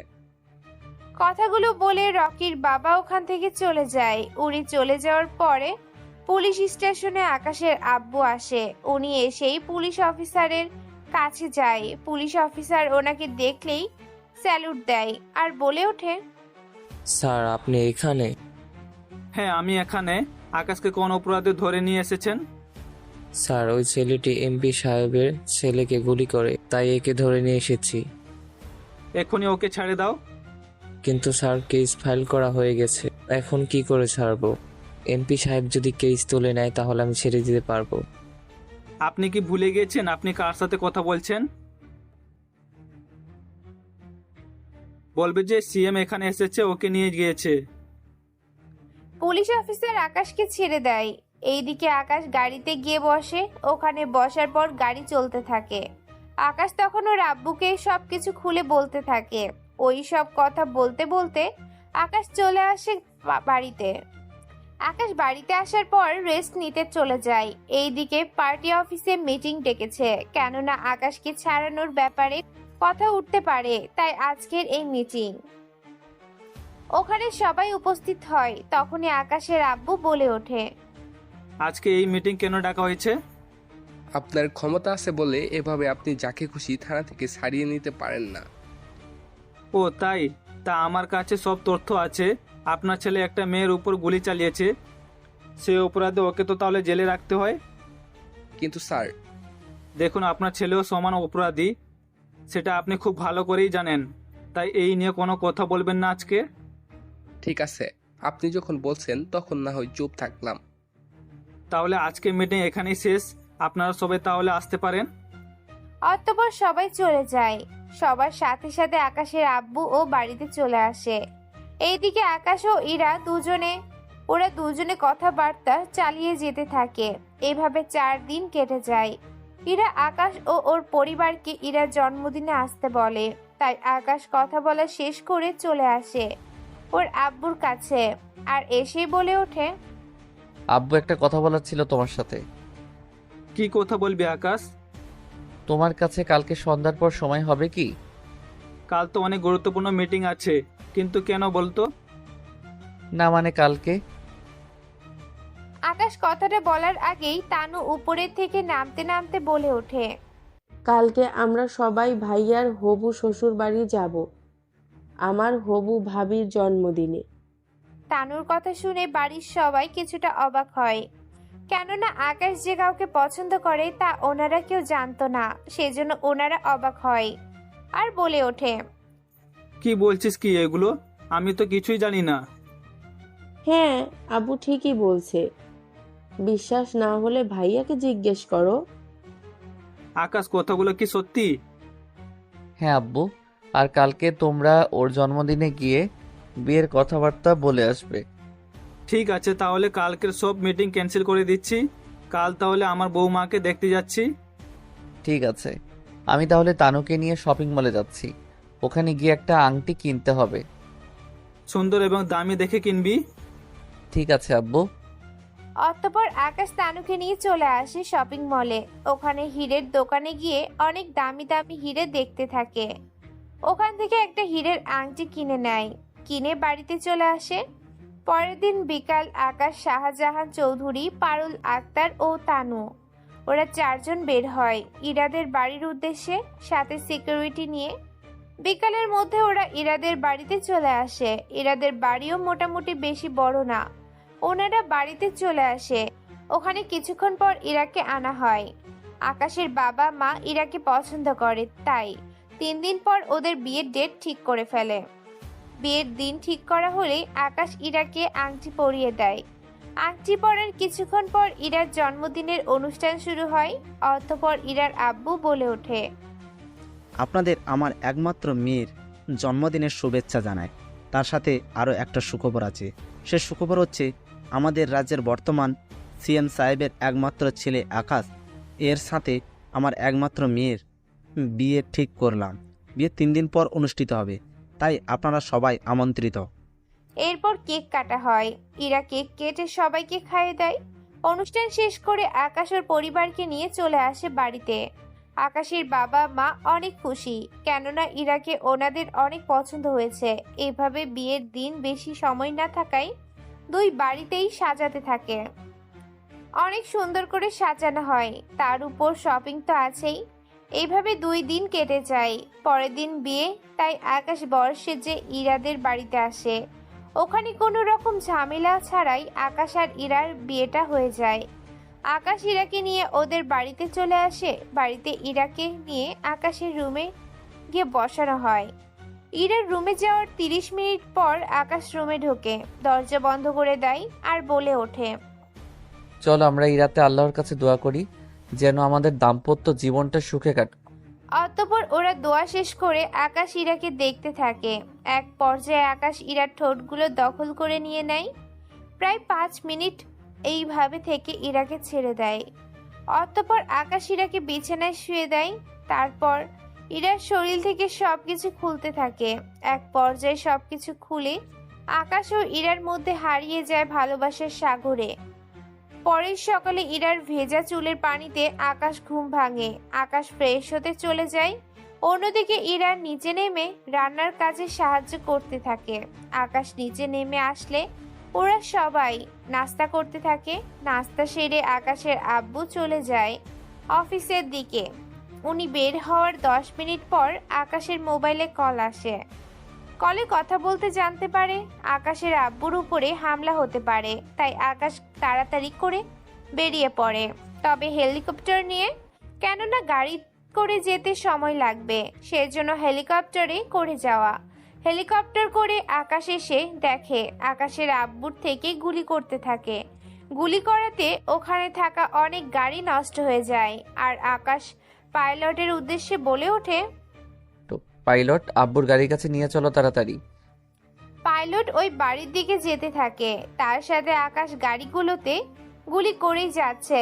কিছুক্ষণ পর আকাশ ওর আব্বুর গাড়িতে গিয়ে পৌঁছায়। ওখানে আকাশ ওর আব্বুর পাশে গিয়ে বসে। আর এইটা দেখে আকাশের আব্বু বলে ওঠে, আকাশ তুই এখানে? আমি খবর পেয়েছি তোমার উপর আক্রমণ হতে পারে, তাই আমি তাড়াতাড়ি করে এখানে এসেছি। আমাকে কারা মারতে চাইবে? রকির বাবা এমপি সাহেব। কিন্তু কেন? আব্বু এই বিষয়ে পরে বলবো, এখন সময় কম, তোমাকে হেলিকপ্টারে পাঠিয়ে দিচ্ছি। তুমি অফিসে যত তাড়াতাড়ি পারো পৌঁছাও, কেননা ওখানে তুমি নিরাপদ থাকতে পারবে। এরপর অনেক কৌশলে আকাশ ওর আব্বুকে হেলিকপ্টারে উঠিয়ে দেয়। হেলিকপ্টার চলে যেতে থাকে। আকাশ গাড়ি থামিয়ে ওর বাকি 3 জন লোককে সাথে করে ওদের উপর আক্রমণ করতে থাকে। এখন হয়তো আপনারা ভাবছেন আকাশ তো সাথে করে কোনো লোক আনেনি, তাহলে এই লোকগুলো কারা? তাহলে শুনে রাখুন, গল্পের শুরুতে আমি বলেছিলাম আকাশ ওর আব্বুর সিকিউরিটির জন্য 3 জন লোক রাখে। এই হচ্ছে সেই লোকগুলো। আকাশ একের পর এক লোকদের মারতে থাকে। এইভাবে লড়াই করতে আকাশ এখানে থাকা সবাইকে মেরে ফেলে, কেননা এদের বাঁচিয়ে রেখে আকাশের কোনো লাভ হবে না। এরা মরে যাবে, তবুও কার হয়ে কাজ করে তা স্বীকার করবে না, তাই ওদের মেরে ফেলে। এইদিকে সিএম বেঁচে যাওয়াতে টেবিলের বাড়ি যায় আর বলে ওঠে, এই আকাশের এত বড় সাহস কি করে হয়? বারবার ওই ছেলে আমার লোকদের মেরে ফেলছে। কি আছে ওর মধ্যে যা আমি দেখতে পাচ্ছি না? এইদিকে আপনারা ভাবছেন ডেভিলের সাথে কি করে জড়িত। কিন্তু চিন্তা করবেন না, ঠিকই জানতে পারবেন সবকিছু। এইদিকে আকাশের আব্বু অফিসে আসাতে এমপি মোটেও খুশি হয়নি। শাহজাহান চৌধুরী অফিসে এসে এমপি সাহেবকে ওয়ার্নিং দিয়ে দেয়, যাতে করে ভবিষ্যতে এরকম কোনো কাজ যেন না করে থাকে। এইদিকে শাহজাহান চৌধুরী কথায় এমপি কিছুটা ভয় পায়। অন্যদিকে আকাশ ডেভিলের সাথে একটা চুক্তি করার জন্য একটা মিটিং ডাকে, কেননা এভাবে কাজ করতে থাকে ওদের দুজনের জন্যই ক্ষতি, যা ওরা নিজেরাই ভালো করে জানে। তাই ওরা দুজনে একটা তারিখ ঠিক করে, কখন কোথায় ওরা মিটিং করবে। সব দিন তারিখ ঠিক করা শেষ হলো। পরের দিন সকালে আকাশ বাড়ি থেকে বের হতে গেলে ইরা বলে ওঠে, কোথায় যাচ্ছ? একটা কাজে যাচ্ছি, বিকালের মধ্যেই ফিরে আসবো। আসার সময় আমার পছন্দের খাবার আনতে কিন্তু ভুলবে না। কি যে বলো না, তোমার পছন্দের খাবার আনতে আমি কি ভুলে যেতে পারি? অতঃপর ইরা আকাশের কাছে এসে আকাশের কপালে একটা চুমু দেয় আর বলে ওঠে, সাবধানে যাবে কিন্তু। আকাশ হাসি মুখ নিয়ে বেরিয়ে আসে। ওখান থেকে বের হয়ে আকাশ চলে আসে ও রাস্তা নাই। ওখানে এসে সব প্ল্যান করতে থাকে, কেননা ডেভিলের কোনো বিশ্বাস নেই, ও যে কোনো মুহূর্তে আক্রমণ করতে পারে। তাই আকাশ সম্পূর্ণভাবে প্রস্তুত হয়ে নেয় এবং দেখা করার জায়গায় চলে যায়। ওখানে ডেভিলকে বলে, কি চাস তুই? আমি চাই সব কথা কি এখানেই বলবি? চল আমরা একান্তই কথা বলি। কথাগুলো কোথায় বলবি? তোর লোকেরা আর আমার লোকেরা এখানে থাক, চল আমরা ওদের থেকে কিছু দূরে গিয়ে বলি। চল তাহলে। আকাশ ও ডেভিল ওরা কিছুটা দূরে নিয়ে যায়। দূরে গিয়ে ওরা নিজেদের মধ্যে কথা বলতে থাকে। ডেভিল সিএম স্যারের পরিবারের থেকে তোর নজর উঠিয়ে নে, নয়তো এর পরিণাম ভালো হবে না। আমি তো তোর কথা শুনতে এখানে আসিনি, শুধু এই কথা বলতে এসেছি। যদি সিএম এর পরিবারকে বাঁচাতে চাস তাহলে সিএম কে বলে দিবি যেন ওই সিএম এর পদ থেকে সরে দাঁড়ায়, কেননা ওই চেয়ারে আমি বসবো। কি তুই বসতে চাস সিএম স্যারের চেয়ারে? কি যোগ্যতা আছে তোর যে তুই সিএম হবি? আমার কি যোগ্যতা আছে না আছে সেটা পরে দেখা যাবে। এখন তুই বল, তুই কেন ওদের হয়ে কথা বলার জন্য আসলি? দেখ, আমি কেন এসেছি সেটা তোর না জানলেও চলবে। তুই শুধু এতটুকু জেনে রাখ, আমি থাকতে তুই ওনাদের কোনো ক্ষতি করতে পারবি না, কথাটা মাথায় রাখবি। এইদিকে আকাশের কথা ডেভিল হাসি দেয়, কেননা ডেভিলের আসল পরিচয় আপনারা কিছুক্ষণ পরেই জানতে পারবেন। ওখানে ওরা শেষ করে চলে আসে। আকাশ মিটিং শেষ করে চলে আসে বাড়িতে, কেননা ওখানে কোনো রকম ঝামেলা ওদের দুজনের মধ্যে কেউ করেনি। বাড়িতে আস্তে আস্তে রাত হয়ে যায়। তাই আকাশ ওর আব্বুর কাছে যায় আর বলে ওঠে, আব্বু, তোমার সাথে তুমি আরো কিছু সিকিউরিটি বাড়িয়ে নাও। কেন আকাশ সিকিউরিটি বাড়াবে কেন? এর অনেক কারণ আছে। গতকাল তুমি দেখলে না কি হয়েছিল তোমার সাথে? আমার উপর এরকম হামলা হতেই পারে, সে নিয়ে তোকে এত টেনশন করতে হবে না। দেখো আব্বু, তুমি তোমার সিকিউরিটির জন্য কিছু সেনাবাহিনী তোমার সাথে রাখো। আচ্ছা ঠিক আছে, তুই যা বলবি তাই হবে। আকাশের বাবাকে সবটা বুঝিয়ে দেয়, কেননা নয়তো ডেভিলের উপর কোনো ভরসা নেই। আকাশ পরের দিন রেডি হয়ে অফিসের দিকে যেতে থাকে। তখন রকি আকাশের পথ আটকে দাঁড়ায় আর বলে ওঠে, রকি, তুই এখানে? হ্যাঁ আমি। তুই আমাকে গুলি করে অনেক বড় অপরাধ করে ফেলেছিস। তোকে ওই বাঁচিয়ে রেখেছি, এটা তোর ভাগ্যের ব্যাপার, নয়তো তোর মতো লোককে মারতে আমার এক সেকেন্ডও ভাবতে হয় না। তুই তোর লেকচার বন্ধ কর। তুই মনে করেছিলিস তোর বাবা সিএম বলে আমি তোকে ছেড়ে দেব?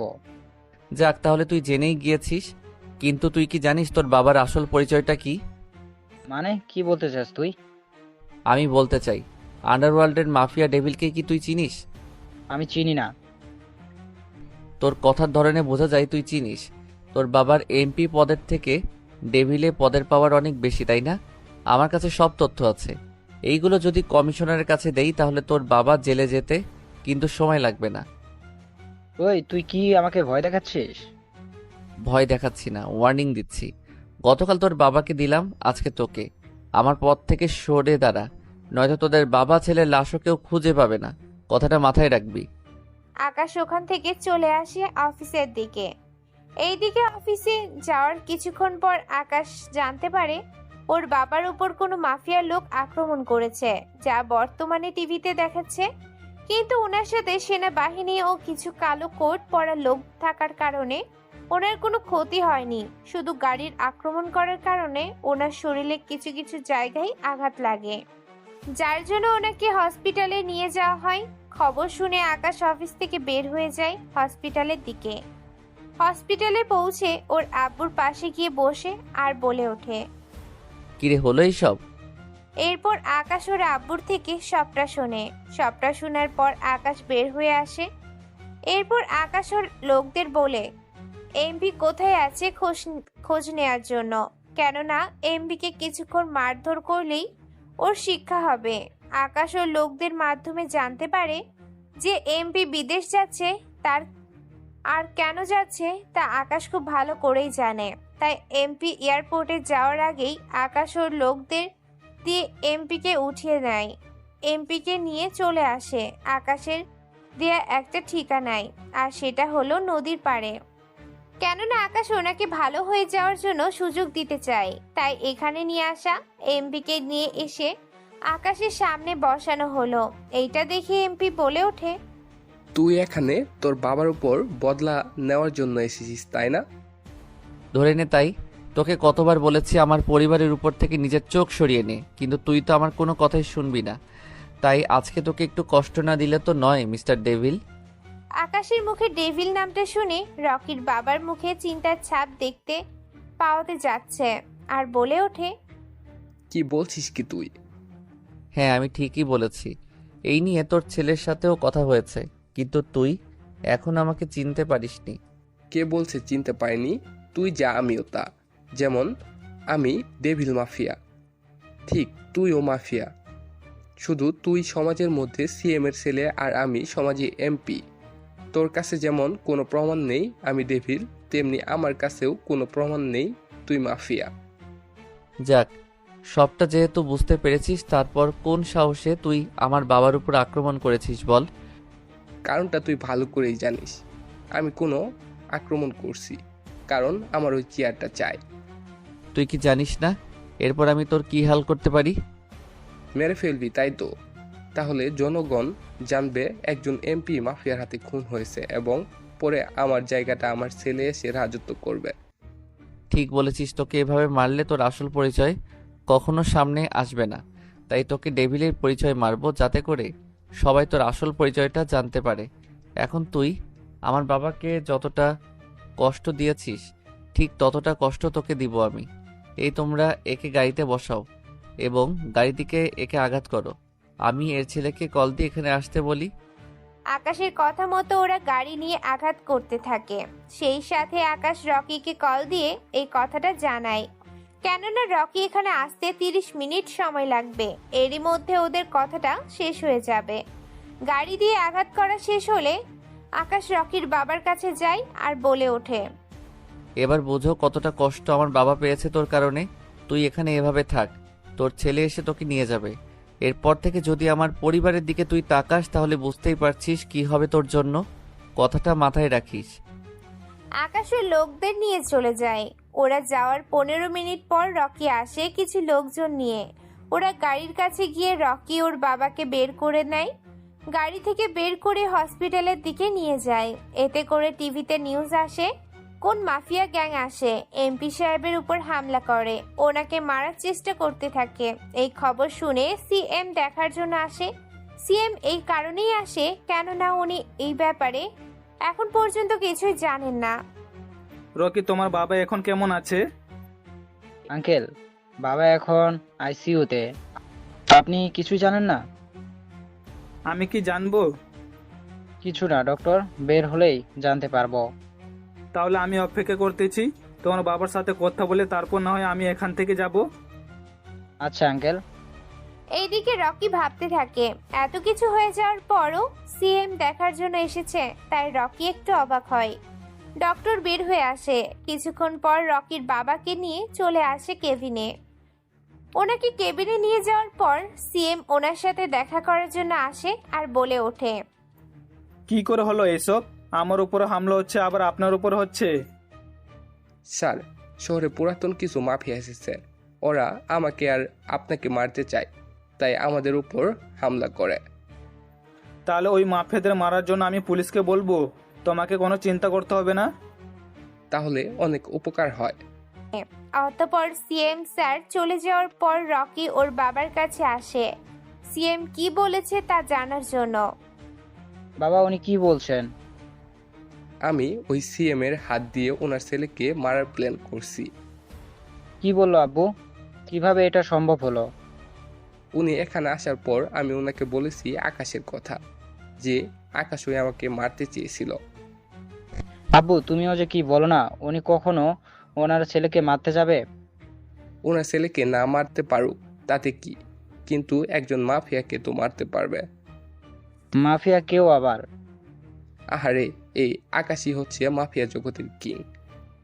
তার মানে মাফিয়া জগতের কিং এর কথা বলতেছো তুমি? হ্যাঁ, ওই কিং। বাবা, কি বলে এইসব? এই ছেলে কিভাবে মাফিয়া হতে পারে? তুই এখন চুপ থাক, তুই শুধু দেখে যা কি কি হতে চলছে। আমি ওনাকে বলছি মাফিয়া কিং ওনার এবং ওনার ছেলের উপর আক্রমণ করেছে, তাই এখন উনি বলছে যে উনি যত তাড়াতাড়ি সম্ভব এর বিরুদ্ধে অ্যাকশন নেবে। বাবা, কি চালটাই না চালতে তুমি, এক ঢেলে এতগুলো পাখি। বাবার হাতে ছেলে খুন হয়ে যাবে। এইদিকে আকাশের আব্বু বাড়িতে চলে আসে, অন্যদিকে আকাশ ইরাকে নিয়ে হানিমুনে যাওয়ার জন্য বেরিয়ে পড়ে। যাওয়ার সময় আকাশ ওর আব্বুর সাথে বিদায় নিয়ে চলে আসে এয়ারপোর্টে যাওয়ার আগে আকাশ আসিফকে সবটা বুঝিয়ে দেয় কল দিয়ে। কয়েক ঘন্টা অপেক্ষা করার পর ওদের পাইলটের সময় চলে আসে। সেজন্য আকাশ ইরাকে নিয়ে প্লেনে বসে পড়ে। কয়েক ঘন্টা পর ওরা মালয়েশিয়ার চলে যায়। এয়ারপোর্ট থেকে বের হয়ে আকাশ ইরাকে নিয়ে চলে আসে হোটেলে আগেই রুম বুক করা ছিল, যার জন্য কোনো সমস্যা হয়নি, নয়তো এখানে রুম পাওয়া অনেক কঠিন ব্যাপার হয়ে যেত। রুমে আসার পর হঠাৎ করে আকাশের চোখে নেশা চলে আসে। অতঃপর আকাশ ইরাকে নিয়ে বিছানায় শুয়ে দিয়ে ভালো বাসা দিতে থাকে। অতঃপর তখন তারা যে ঘুমিয়ে গেছে বলতে পারে। আকাশের ঘুম ভেঙে যাওয়ার পর পাশে দেখি ইরার শরীরে কোনো কাপড় নেই, তাই আকাশ ইরার শরীর উপর একটা কাপড় ঢেকে দেয়। কিছুক্ষণ পর ইরা ঘুম থেকে উঠে। অতঃপর আকাশ বলে ওঠে, ইরা, তুমি ওয়াশরুমের ভিতরে গিয়ে ফ্রেশ হয়ে নাও, আমি একটু পরেই যাব। ঠিক আছে, তুমি তাহলে অপেক্ষা করো, আমি গেলাম। ইরা ভিতরে চলে যায়। অন্যদিকে আকাশ চলে আসে নিচে, কেননা আকাশ ভালো করেই জানে ইরা 20 মিনিটের আগে বের হবে না, তাই আকাশ বের হয়ে নিচে আসে। কেননা আকাশ এখানে হোটেলের খাবার খায় না, তাই এখানে একজন রাঁধুনি রাখে, যাতে করে ওদের জন্য রান্না করতে পারে। কেননা আকাশ ও ইরা থাকবে বাহিরে সেজন্য রান্না করতে সমস্যা হবে, বিদায় রাঁধুনি রাখে। আকাশ রাঁধুনিকে নিয়ে রুমে আসতেই ইরার সামনে পড়ে আর বলে ওঠে, কি ব্যাপার, তুমি কোথায় গিয়েছো? এই মেয়েটা কে? ও এই মেয়েটা, ও রাধুনি। আজকে থেকে আমরা এখানে যতদিন থাকবো ততদিনও আমাদের জন্য রান্না করবে। রান্না করবে মানে? আমি তাহলে কি জন্য আসলাম? আহ, রাগ কেন করো? আমি আর তুমি তো সারাদিন থাকবো বাহিরে, রান্না কে করবে? তাই আমি রাঁধুনি নিয়ে এসেছি। কেন হোটেলের খাবার খাবে? তাছাড়া একজন অপরিচিত মেয়ে। আমি হোটেলের খাবার খাই না, তুমি তা জানো। তাছাড়া আমি এখানে যতদিন আসতাম ততদিন ও আমাকে রেঁধে খাওয়াতো। কি, তুমি এখানে আগেও এসেছো? হ্যাঁ, অনেকবার এসেছি। এখন কোনো কথা নয় মায়া, তুমি প্রতিদিন দুপুরে এসে রান্না করে দিয়ে চলে যাবে, ঠিক আছে? এখন তাহলে তুমি রান্না করো, আমরা বের হব। রাঁধুনি রান্না করতে চলে যায়। অন্যদিকে আকাশ ইরাকে নিয়ে বেরিয়ে পড়ে, কেননা আজকে ওরা মালয়েশিয়ার নদীর ধারে যাবে। ওই নদীতে অনেক স্পেশাল কিছু পাওয়া যায়, যা আকাশ ইরাকে নিয়ে খাবে। কিন্তু এইসব কিছু ইরা এখনো জানায়নি। ইরা ফ্রেশ হয়ে গেলে ওকে নিয়ে বেরিয়ে পড়ে। অন্যদিকে আমেরিকার আকাশের আব্বু বসে আছে ওনার অফিসে। ওনার চারপাশে রয়েছে অনেক রাজনীতিবিদ, তার সাথে অনেক পুলিশ প্রশাসন। উনি সবাইকে এই জন্য ডেকেছে যাতে সব রকম ক্রাইম এখান থেকে দূর করতে পারে। প্রয়োজনে কথাও বলবে। তো আমাদের এখানে আসতেই বলছে। তাহলে সিএম স্যার, আপনি তাহলে বলা শুরু করতে পারেন। আপনাদের যে জন্য ডেকেছি, আপনারা দেশে কি কাজ করছেন আমি বুঝতেছি না। দিন দিন মাফিয়ার রাজত্ব চলতে থাকে এখানে। আমার উপর হামলা হচ্ছে, তাহলে সাধারণ জনগণের কি হবে তা একটু আপনারা ভেবে দেখেন একবার। একদিন আগে এমপি উনার উপর হামলা হয়েছে, উনাকে তো এয়ারপোর্টের রাস্তা থেকে তুলে নিয়ে যাওয়া হয়েছে। তাহলে বলুন আপনারা, যেখানে আমরা নিরাপদে থেকেও আমাদের উপর হামলা হচ্ছে, সেখানে সাধারণ মানুষ কতটা নিরাপদে আছে বুঝতে পারছেন আপনারা? সরি স্যার, আমাদের দেশে দুইজন মাফিয়া আছে, একজন মাফিয়া কিং আর অন্যজন ডেভিল। এরা দুজনের শত্রু। আমি যতদূর জানি মাফিয়া কিং সাধারণ মানুষের কোনো ক্ষতি করে না, কিন্তু ডেভিল সাধারণ মানুষেরও ক্ষতি করে। কিং আর ডেভিল এর তো একজন আরেকজনের মারার জন্য সর্বদা প্রস্তুত থাকে। মাফিয়া কিং আমাদের উপর কখনো হামলা করবে না, ডেভিল এই কাজ করলেও করতে পারে। এই যে, আপনাকে এখানে কারো পক্ষ হয়ে কথা বলতে বলিনি। আপনারা কিন্তু সবাই জানেন এমপি সাহেব কেন রেগে গেল, তাই নতুন করে আপনাদের কিছু জানালাম না। অতঃপর পুলিশটি আবার বলে ওঠে, সরি স্যার, শুধুমাত্র আমি সত্যিটা জানালাম। দেখুন, আমি এত কিছু জানতে চাই না। কে দোষী আর নির্দোষী সেসব পরে দেখা যাবে। আপনি শুধুমাত্র সব পুলিশদের বলে দিবেন, যেখানে মাফিয়ার লোকদের পাবে সেখানে যেন মেরে ফেলে। কোনো গ্রেপ্তার করার প্রয়োজন নেই, সবাইকে মেরে ফেলবেন। কিন্তু স্যার, সবাইকে মেরে ফেলাটা কি ঠিক হবে? সবাইকে মারতে হবে না, যারা যারা মেন ওদের মারবেন, যারা লোকাল তো ওদের গ্রেপ্তার করবেন। এই কাজটা যত তাড়াতাড়ি পারেন করবেন। ঠিক আছে স্যার, আমি তাহলে সব জায়গায় বলে দিচ্ছি। ওই দিন মিটিং শেষ হয়ে যায়। এইদিকে ডেভিল ওর লোকদের বলে, তোমরা কয়েকদিন আস্তানা থেকে বের হবে না, এতে করে কিং এর লোক বের হবে, সাথে পুলিশের হাতে মারা যাবে। তার সাথে সাথে একটু সেফভাবে চলাচল করবে। এইদিকে পুলিশ সারা শহরে ছড়িয়ে পড়ে, যেখানে মাফিয়ার লোকদের পাচ্ছে সেখানেই মেরে ফেলছে। এতে করে আকাশের দলের লোক অনেক মারা যায়। এই খবরটা আকাশের কাছে পৌঁছে যায় আর বলে ওঠে, বস, এখানে তো সমস্যা হয়ে গেছে। কি সমস্যা? বস, সারা শহরে পুলিশ যেখানে আমাদের লোকদের পাচ্ছে সেখানে গ্রেফতার করছে, বাকিদের মেরে ফেলছে। শুধু কি আমাদের লোকদেরই মারছে নাকি ডেভিলের লোকদেরও? ডেভিলের লোকদের তো দেখাই যাচ্ছে না।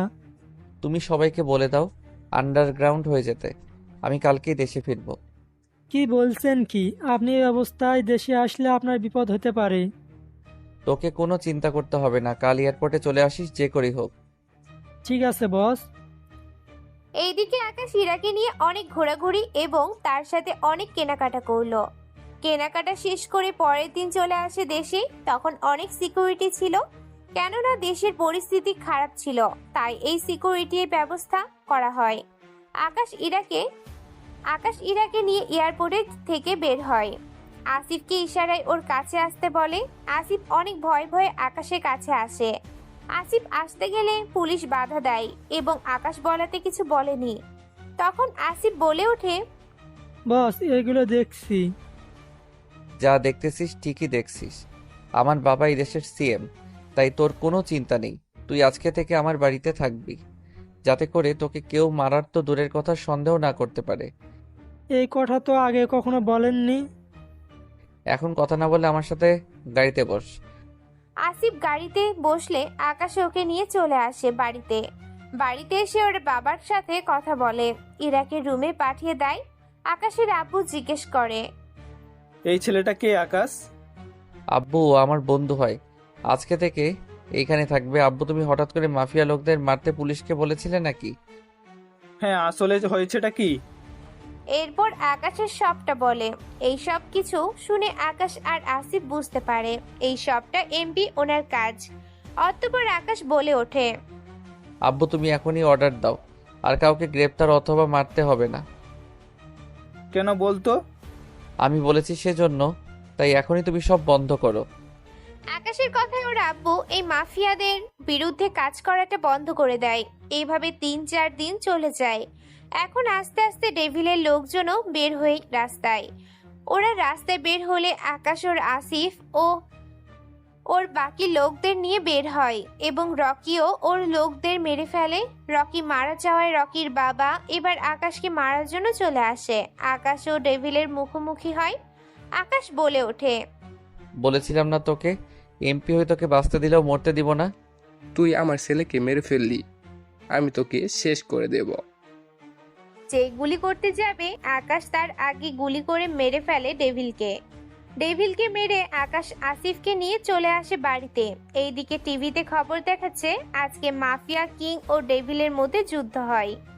এতে করে ডেভিল মারা যায়। কিন্তু সবচেয়ে আশ্চর্য ঘটনা হলো যাকে এতদিন সবাই এমপি বলে জানতো সে আসলে মাফিয়া ডেভিল।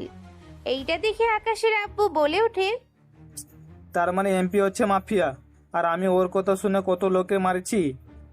কি করবে আব্বু, কেউ সামনে থেকে ভালো আর ভিতরে ভিতরে কতটা হিংস্র তা তো কেউ বলতে পারে না। কথাটা বলে আসিফের দিকে তাকিয়ে একটা ডেভিল মার্কা হাসি দেয়। এই হাসির মধ্যে এবং এই কাহিনীর ভিতরেই শেষ হলো মাফিয়া কিং এর গল্পটা। গল্পটা কেমন হয়েছে তা অবশ্যই জানাবেন এবং লাইক কমেন্ট করে পাশে থাকবেন। ধন্যবাদ সবাইকে। আল্লাহ হাফেজ।